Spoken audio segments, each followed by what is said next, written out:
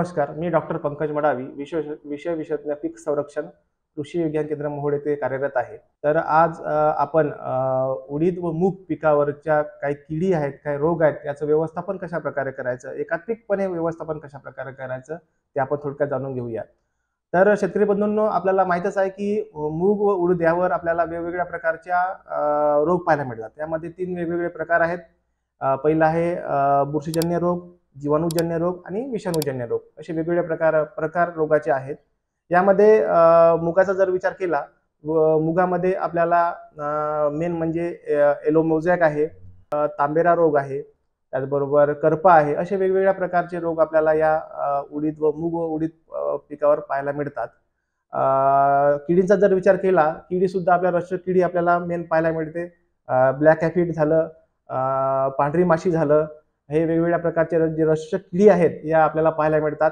जर मुगावर ज्या या रक्षणारा किडी आणि उडदावरील केसाळ अळे याचा आपल्याला मेन करून प्रादुर्भाव पाहायला मिळतो।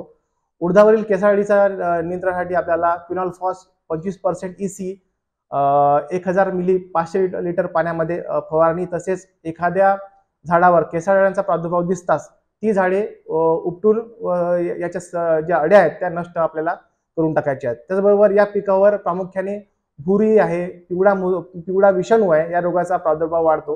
हा जो पिवळा विषाणू आहे हा पांढरी माशीमुळे आपल्याला पाहायला मिळतो। त्यामुळे भुरी रोग आणि या पिवळा विषाणूचं वेळेस व्यवस्थापन करणे गरजेचे आहे। भुरी रोगाचा प्रादुर्भावामुळे पानावर पांढरे ठिपके आपल्याला दिसून येतात। रोगाची तीव्रता जास्त झाली संपूर्ण झाड आहे पांढरी दिसतात, तसेच पानगळ होण्याची शक्यता जास्त असते। त्यामुळे उत्पादन आपल्याला घट पाहायला मिळतो।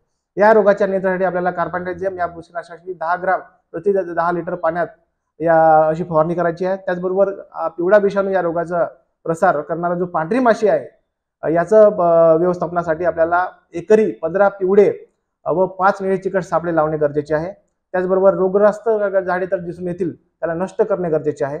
उडीद पिकावरील शेंगा पोकळा अळीच्या नियंत्रणासाठी आपल्याला फ्ल्युमेंडामाइड 39.35% प्रवाही 2 मिली याची 10 लिटर पाण्यामध्ये फवारणी तुम्हाला करणे गरजेचे आहे। त्याच या व्यतिरिक्त मूग व उडीद पिकावर पाणी आकसणे आहे, म्हणजे त्याला आपण लीफ रिंकल म्हणतो, या रोगाचा सुद्धा प्रादुर्भाव आपल्याला पाहायला मिळतो।